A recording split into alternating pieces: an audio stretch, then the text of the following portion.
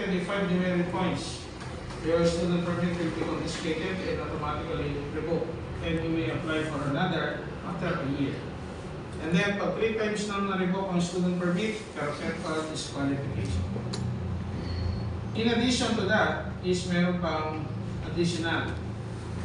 Ang non-pro is 1 year, pag may demerit points is another 1 or 2 is another 3 months. Therefore, another 6 months, 5 or more demerit points, yung 1 year mo dadagdagan pa na. Medyo mabigat kung penalty, no? Kaya kailangan, pag tayo ay may lisensya, sumunod tayo sa batas traffic.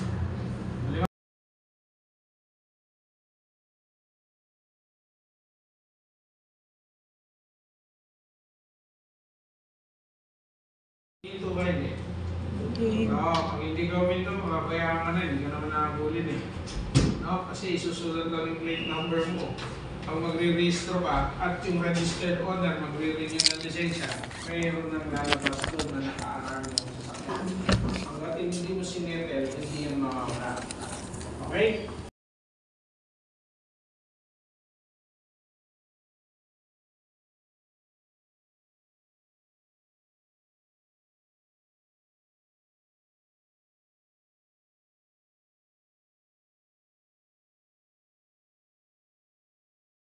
Sign na color blue, meron bilog na color yellow, it is miscellaneous sign. Meron naman inverted triangle na yield sign, or in other words, it is a giveaway sign. And then the octagon shape, it is for stop sign. Pag regulatory sign, these are used to indicate or enforce traffic laws, regulations, and requirements. But if you disregard the sign, it will constitute an offense. So, maaari tayong matiketan. Tama? So, I will show you some regulatory sign and kindly identify them. Anong ibig sabihin nito? Is it letter A, no stopping, B, no entry, or letter C, no parking? No entry. No entry. About this one? Is it no right turn, no entry, no left turn? No left turn. No left turn. Nalilito na kayo eh. Okay, tatandaan. Right ito, left ito. Tama? Okay, alin dyan? No left. C. Oh, how about this one? Stop. Siguro naman, di na kayo malilito. Ang problema, dapat sign lang yan eh. Yung octagon shape lang eh. Nilagyan na rin ng word, di ba? Stop. Pero yung iba, hindi uli ito. Dire-diretso, di ba? Then next. Ano yung ibig sabihin yan? Is it letter A? No overtake. Or B? No double parking? Or letter C? None of the above? Letter A. Ano answer? A. Letter A. Oh. Ang sagot niya, letter C. Baka pangalan nyo. Pangalan nyo. Oh, bakit letter C? None of the above. Kasi ang sagot dyan, bawal magkatabi sa parking ang red at black na kotse. It is letter A. Pag nakita mo yan, pwede ba mag-overtake? Hindi. Pwede hindi. Hindi po. Pag wala nang uulit. Pwede.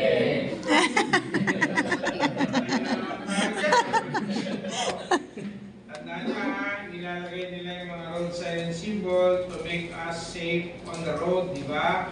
Hindi po yan banlang pag may nanguhuli. Kaya nga, dapat safe tayo lagi. So, these are different regulatory signs. These are signs for no entry for a specific area. Pag nakita mo ito, anong ibig sabihin? No entry for jeepney, then bus. O ito, no entry for trailers. So, may mga ganyan na nakikita natin. Diba? How about this one? No entry for vehicles with more than 2 tons gross axle load. Ito po yung sign ng axle. Then, this is a no entry sign for 5 more tons. than 5 tons. Saan natin madalas nakikita yan? Sa bridge. Sa bridge, sigurado kayo. Tingnan nyo. Overpass ba yun? Saan? Overpass. Ay, overpass eh. Tinagalog lang eh. Yun eh. Saan madalas nakikita yan? Oh, hindi na kayo sumasagot ha. Kanina, lakas ng boses nyo ha. Ano sagot nyo? Bridge. Bridge. Mali po. Before the bridge. Ah. Oo, kasi pag dumaan na siya, nandun na siya sa bridge, nakita niya, 5 tons, bumagsak na yung tulay, hindi sama ka. Di ba? So it is before the bridge. No? Kasi bawat bridge po may specific load limit na nakita niyo yun sa TV, yun sa Cagayan. No? Bumagsak yung tulay. Di ba? Dahil sobra daw yung dumaan na timbang ng truck. Tandaan niyo po, hindi lang po yung truck na yun. Nung minsan, nag-cause ng traffic jam. Alam niyo ba kung bakit? Ang dumaan, hindi truck. Jeep.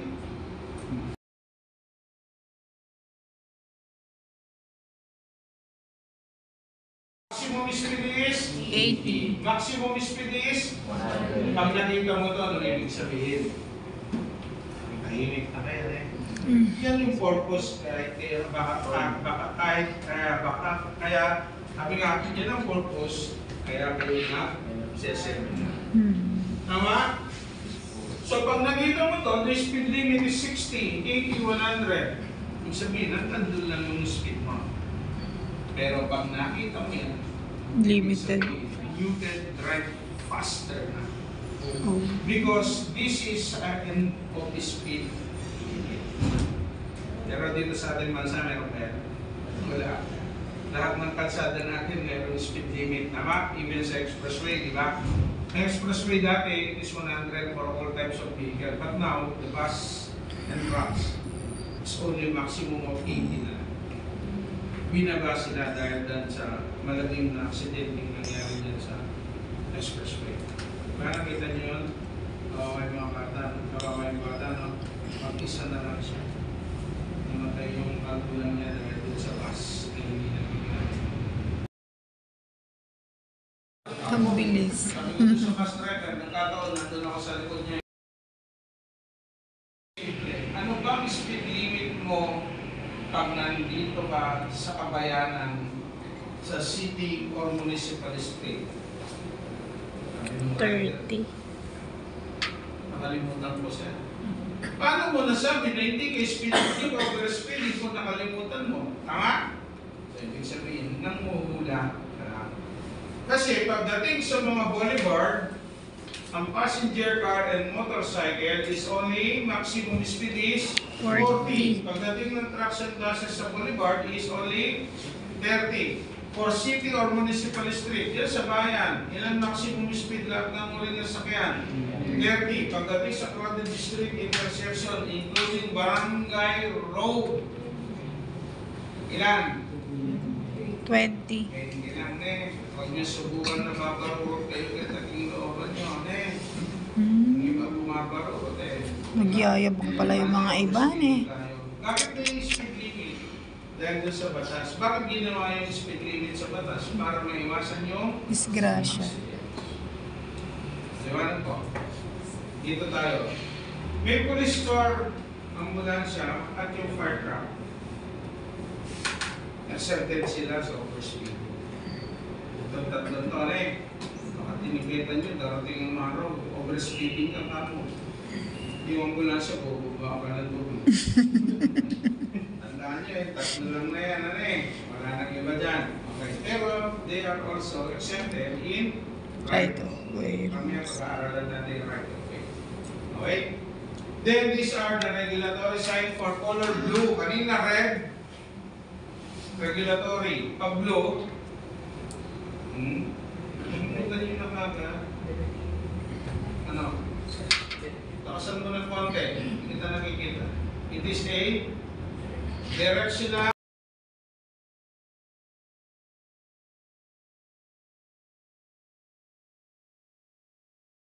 potential hazard, obstacle, or condition. Once you saw a warning sign, it requires special attention.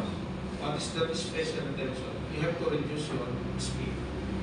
Basta nakakita mo warning sign, bumagal ng pagkakal. Warning sign yan. Children and crossing. Is it letter A? Pedestrian crossing. Or B? Pedestrian crossing.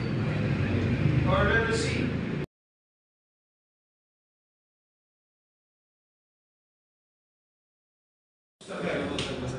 Once nakakita ka ng warning sign, what will you do? Slow down. You have to reduce your speed. Why? It is for safety. That is why, pag titignan niyo yung tanong, it is a warning sign. For example, this is an intersection. Warning sign. There is a pedestrian lane here. Then, there is the white top line and this is the road. Ang warning sign ay nandito. Daanan mo yung sign na yan. Nagdadrive ka. What will you do? Why? Because there is a pedestrian crossing sign. Babagal ka for the interest of safety. Diba na? Tala, pag may warning sign, you have to only reduce your speed. Next warning sign. Ibig sabihin, is it letter A, slippery road, or B, runabout, or letter C, animal crossing? Wrong Ano about. sagot? B. Letter D. Anong Tagalog na runabout? Nababagal ka, di ba? And this is a warning sign for letter A, two-way road, approach the intersection, the road narrow side. C. Letter C. Narrow Sigurado side. kayo? Sino ang sagot ng letter C? Tapos kamay.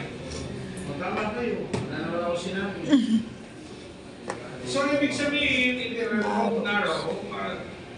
Lapad yung kalsada. Ito ay magiging mas four-way, tapos nagiging two-way lang. O minsan, two-way, nagiging so those are warning sign.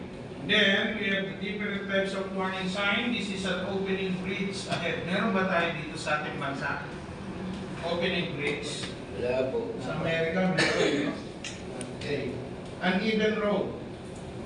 Ano bang ibig sabihin ng uneven? Uneven road. Di ba tayo, dubak-dubak?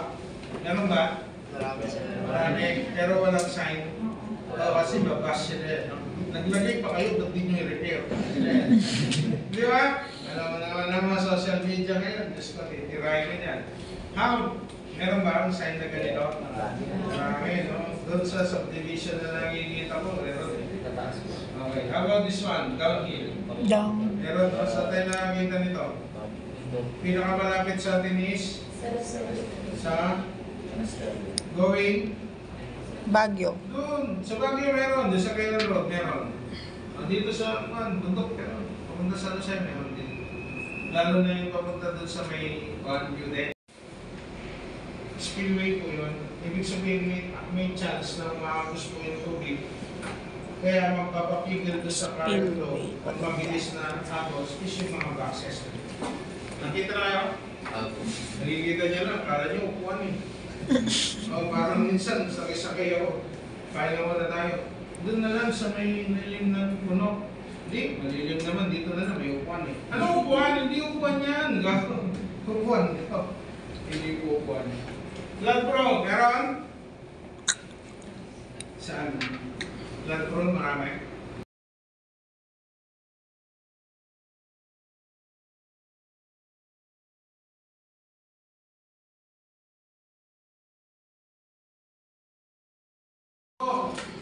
Double sharp, dalawang biglang liko. Pag paliko naman, ang tawag dyan ay curve. Pag dalawang paliko, it is a double curve. And this is a winding road.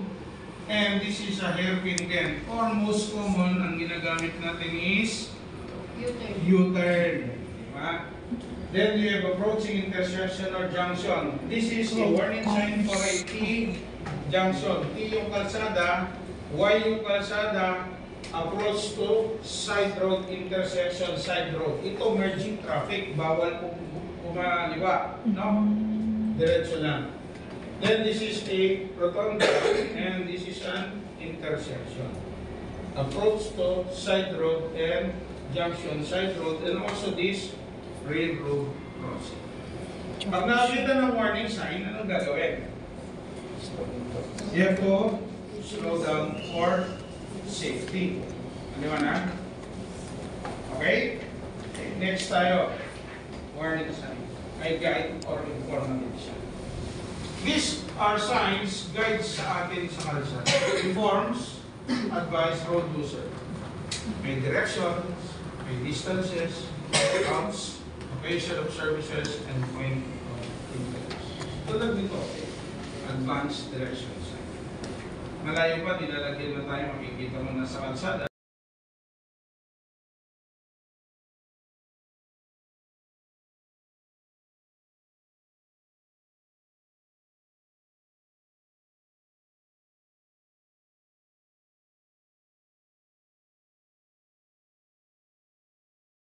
It is a hazard market.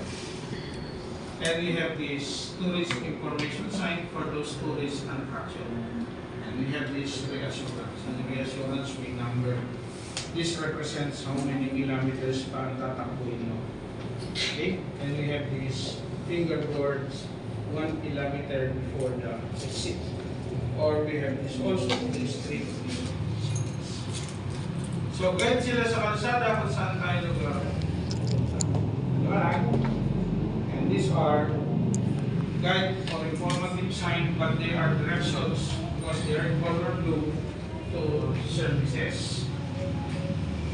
Tulad ng directions to hospital, directions to parking area, gas station, shopping center, accommodation, restaurant, airports.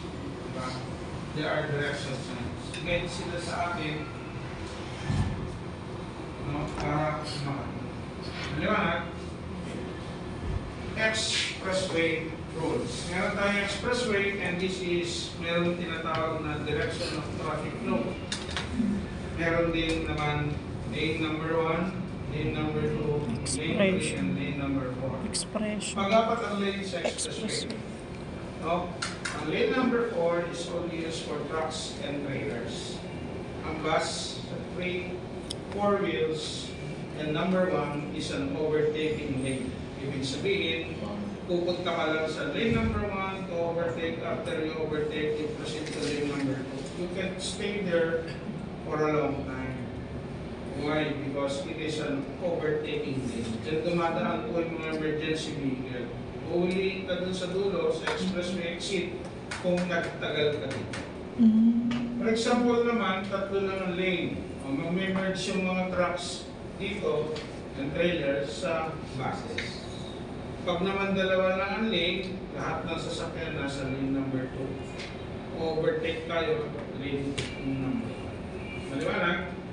So, ganun po, may kanya-kanyang. So, yung lane number 1, huwag kang magtatagal dyan, mahuhuli ka pagdating sa exit. Maliwanag?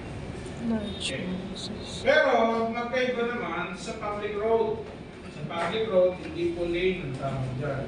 Tulad nito, left lane, right lane. Going to this area is left lane and right.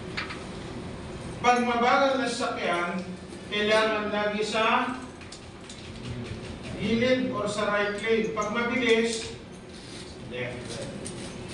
Pwede ka dyan matagal kasi mabilis ka eh. No? Pero pag mabagal, lagi ka nasa cut. Maliwanag? At ang guhit sa kalsada ay mayroong mga ibig sabihin. Ang guhit sa gilid is edge line. It is to separate the road from the curb or the sidewalk. Center line. It is the center of the road separating direction of traffic flow. And we have this broken one line. It is safe. It is used to overtake for as long as it is safe to do so. Tandaan natin, pagbabagal kanan, pagka mabilis left. Kaya nga, overtaking natin lagi nasa left. And then we have this sidewalk and the most important na mahirap sundin, stop line. Your vehicles are required to stop before the pedestrian lane. Tama? Ang Nakita mo yung mga sakyan nandito, dadating yung motor, nandun na lahat sa harap. May multa, may violation, obstruction yun, 1,000 po ang multa. Tandaan ng pedestrian lane ay daanan ng tao. Hindi po yan parkingan ng motor or tambayan na. Maliwanag? May tanong? Before we...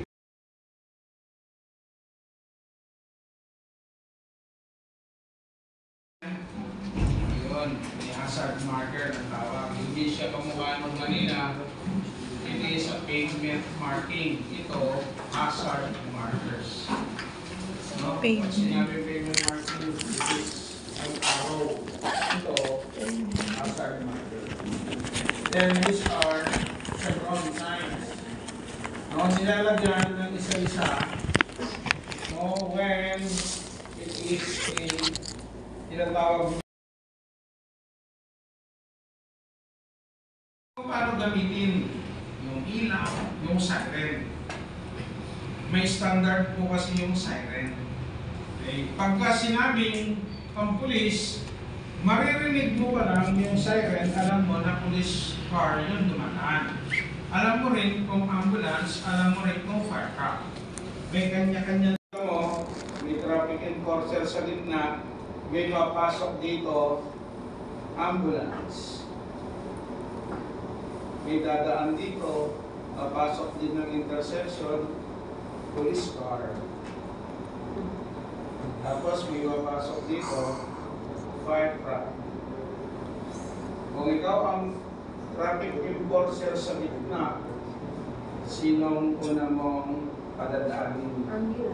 Sabay silang tatlong papasok. Sabay-sabay ha.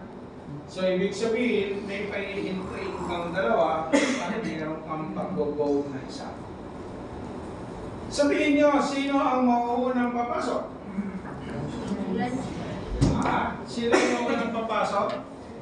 Ay, afternoon. Pagpa-medical na, mababaki na. Hindi ka tao mga magic word ko. Hindi nyo ba sinabi? Yung password? Sinabi mo? Madami. Madami talaga. Di ba rin? At least nakapagpamedical na kayo. Okay. So, ikaw ang traffic enforcer sa gitna ng intersection. Sabay-sabay papasok ng ambulansya, fire truck, police car. Pare-parehas na emergency. Sino ang pauunahin mong tatawid ng intersection pag ikaw ang traffic enforcer sa gitna? Oh, sino? Raise your hand. Sino? Magpaliwanag kayo. O ikaw, sino ang paunang padadaanin?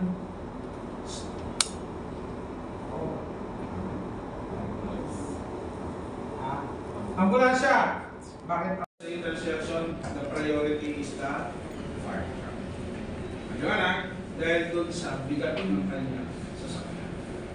Okay? So, tatandaan, pag emergency vehicle, hindi gumagamit ng hazard siren blinker lang. Tapos na. Ito pinaggagamitan. Bukas pag-aaralan natin yan. In case of a zero visibility, what we need to do. Kasama po yan sa third list. Okay?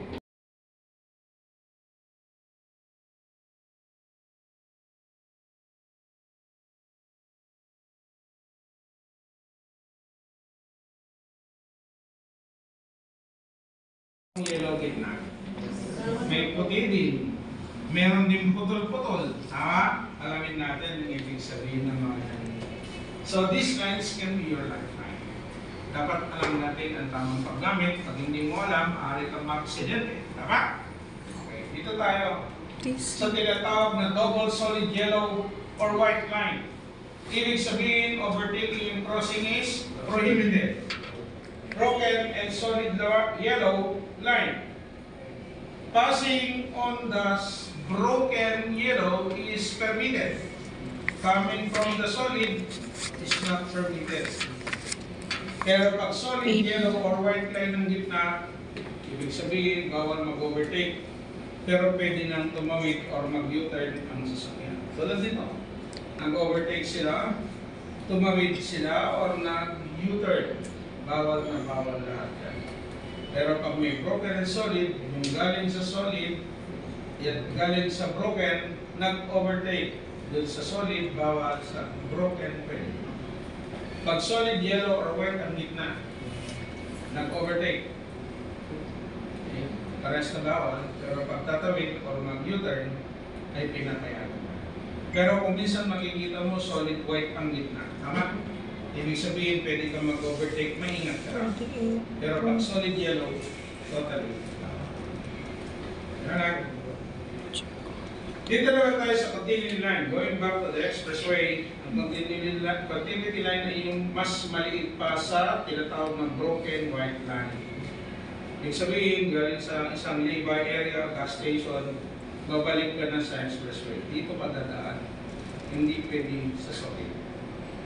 Anak, tulad nito, dumaan siya sa broken white line or sa tinatawag na continuity. Okay? And these are the transition line. Anong ibig sabihin nito? Nandito pa naman sa sakyan mo. No?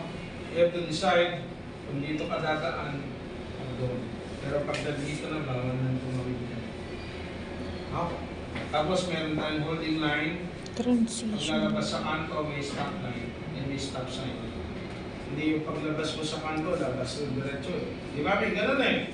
Hindi pwede yun. Stop ka muna talaga. At hindi lumalabas yung gulong mo doon, lalabas sa guhit, o yung bumper ng kotse mo. Hindi pwede na. Okay? Then this is a signalized pedestrian line. This is a non-signalized pedestrian lane. And this is a loading and unloading lane line. Tandaan pagka kayo na ay mga masyado mag-drive ng pampubliko sa sakyan. No? Pagka may babagong pasahero, itabi nyo. Hindi yung pagka para, gagawin lang ni driver, kapakal lang yung preno, pabababayin yung mga pasahero. Makita mo yun, nasa likod na kasunod niya, nakahinto lahat. Kaya nga nag-focus ng traffic. Parking bay. Sabi nga, pag nagpa-park, in between the line, sa pagitan ng dalawang guhit. No? Bago mo iwan yung sasakyan mo, tingnan mo muna sa gilid kung parehas ang distance. Hindi yung masikip sa kabila, maluwag. Diba? Dito tayo sa rotonda. Meron tayong tinatawag na holding line. Ang ating right of way is ang unang papasok, ang unang lalabas. Pag nandun ka sa tinatawag na outer lane, pwedeng lumiko ng kanan, didiretso kanan din ang gagamitin mong linya. Pag didiretso ba, kaliwa. Liliko, kaliwa, U-turn ka, kaliwa. Hindi ka pwedeng kumanan. Doon sa may Aquino Bridge, may rotonda doon, di ba? Inalis, bakit? Di alam kasing gamitin. Di ba? Kaya nilagay doon intersection. Hindi kasi nila alam gamitin. Lalo na rin ang enforcer din, sa totoo lang, hindi nila alam gamitin. Nagpapahinto sila. Rotonda nga yun eh. Huwag ka magpahinto. Di ba? Hayaan mo lang silang umiikot. Kaya kung minsan nasasabihan eh, bakit traffic? Atin kasi yung enforcer. Tama? Bakit ba traffic? Kasi itong pulis kita eh. Di ba? Puminsan kasi hindi siya kailangan. No? Tulad dun sa OSIAS. Nakita niyo yung OSIAS na? Di ba may traffic light? Binuksan nila yung traffic light. O ano nangyari? Ang traffic. Hanggang doon sa may goma, traffic. Inausap ko yung pulis doon. Sir, nandito ka ba ako? Oh, sir. Kumusta yung traffic?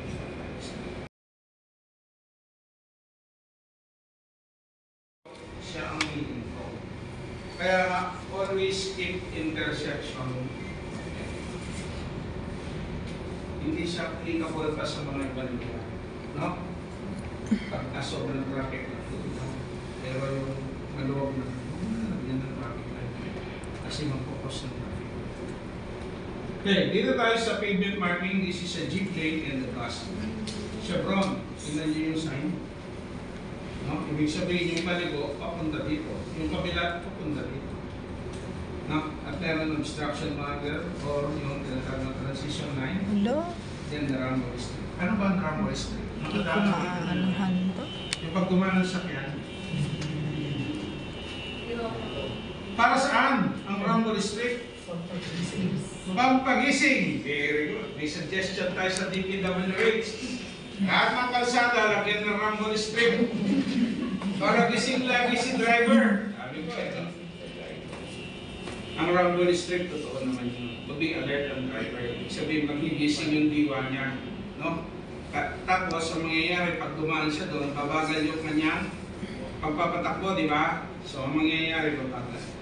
Pero kaya nilalagyan ng rumble strip dahil pagdaan mo dyan, ang kasunod is pedestrian. Kaya meron po yan. Sa expressway, pag nadaanan mo yan, you have to slow down because there is a yield sign or merong papasok sa gilid. Kaya nilalagyan po. Then we have the color curves. Ito yung sidewalk, kalsada dito, may gutter.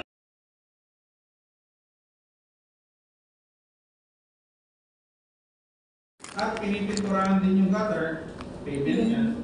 Ang kulay yellow, ibig sabihin, no parking. Pag red, no loading. Diba, makita mo, nakapark ka dun sa yellow. Tapos pag sinabi mong bawal mag-park dyan, wala naman sign na no parking. Yung pala, hindi niya alam anong ibig sabihin ng kulay. Diba? Next is motorcycle lane. Ang motorcycle lane is exclusive for the motorcycle. Pag lilipat na sila, liliko kaliwa kanan, doon pa lang sila lilipat na. Nakita nyo sa Manila nung in-implement yung no contact apprehension para sa lahat ng sakyan, di ba? Tignan nyo yung motorsiklo doon sa may kwan, Marcos Highway. Ay. Nakailaw na, ang tawag doon, solar studs. Okay? And this is a concrete barrier and this is a plastic barrier. Nagkaiba nito, ito konkreto.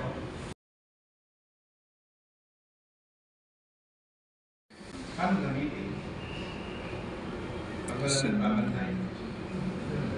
Natutuwa ko dun sa traffic light dun sa may San Miguel. Sila taga San Miguel, dumadaan doon. O, di ba? Natutuwa ko dun lagi. Pagka yung traffic light, manda, ang nagbabantay doon yung polis sa tapat ng Max. Dahil pasaway, sa totoo lang. You proceed. Sige, pasok na pasok, kahit nakaret na, pasok pa rin yan. Pero pag ang nagbabantay sa gitna ay yung HPG na nandun sa tapat ng Toyota, kababait ng mga driver. Bakit? Stop. Bakit po? Stop. Ready. Go. Hindi nyo alam. Kasi pag tiniketan ka ni HPG, ang ticket ay galing sa LTO. Pag tiniketan ka ng pulis sa harap ng Max, ang ticket ay galing sa munisipyo, barya-barya lang. Wala pang confiscation ng license, pero ang HPG, hindi ka mapuli ng lisensya ng ticket na LTO. Di ba? Kapag nandun ako, nakikita ko HPG, mabait yung mga driver na yun. Pagka yung pulis, lalo na yung mga jeep na galing ng south, papunta ng north. Pagtawid ng intersection, palang sa gilid ng pagtawid ng gilid, papark na doon, bababa na yung pasayro yan, wala siyang pakialam kung nasa gilid o hindi. Pero pag HPG nandun, isang taboy lang kanya lang, nandun na sila sa tapat ni Betis, doon na sila nagbababa. Kasi doon naman talaga yung loading and unloading. Kasi yung traffic light kung minsan, nag-iipog talaga yan. Ano na ang sasakyan. Ang tanong niya, paano gamitin? Pag flashing red, sira. Ano nila may nag-post pa nga sa social media. Dito to, pinos yan. Yung traffic light ko dun sa kwan. Ang tagal na sira, ba't hindi nila gawin? Ano nila? Magawa din pa kami yun. Tandaan na, traffic light ay nasa pangangalaga ng DPWH, hindi po sa gawa yan. Pag flashing red, ibig sabihin, hindi po sira yung traffic light. Ang gagawin mo, nagdadrive ka, hihinto ka, full stop. tingin sa kaliwa kanan, walang dumadaan, tatawid ka. Doon sa kabila, flashing yellow. No? Pagdating ng intersection, flashing yellow, you have to slow down. Slow down lang po. Ngayon, pwede kang huminto pag may dumadaan sa kabila. Pero pag wala, ikaw ang priority yung tatawid. Pero pagka naka-steady green yung traffic light, what will you do? Ibig sabihin, proceed. Go. Ganyan eh. Naka-green ang traffic light, papasok ka hindi. Pasok. Nag-yellow. Slow down. Lalabas ka hindi. Lalabas. May violation na. Wala. Papasok ka. Green. Bago ka pumasok, nag-yellow. Pwede ka pumasok? Pwede pumasok hindi? Diyan laging beating. The red line. Naka-green, bago ka pumasok, nag-yellow, into ka na. Dahil pag pinasok mo yan, abangan ka na nung crocodile doon. Beating the red light ka. Kasi pag green, it means that you have to proceed. Pag nag-yellow, prepare to stop. Pag nag-red is stop. Tandaan, ang yellow ay hindi go faster. Prepare to stop. Ang problema, green, naka-go eh. Pag nag-yellow, bisa pa. Dali mo. Ginagawa kasi go faster. Go fast. Okay? Then, may pang senyas. Aside dun sa turn signal, pwedeng gamitin sa Section 44 ng Republic Act 4136, you can use your driver's basic destination signal. Pwede pong gamitin yung kamay pag iliko ng kanan, tingnan niyo yung kamay niya. Hindi na po ginaganyan, taas lang, no? Pag iliko ng kaliwa, at ito, ibababa mo na. Tanda na, sinabi ko, kamay, hindi Taas. paa. Taas, kanan. Gumagamit ko ng paa? Left, left. Meron. Nakikita ko yan Yung lang tricycle. Nakakita ng pasahero doon sa kabilang trip Ayan.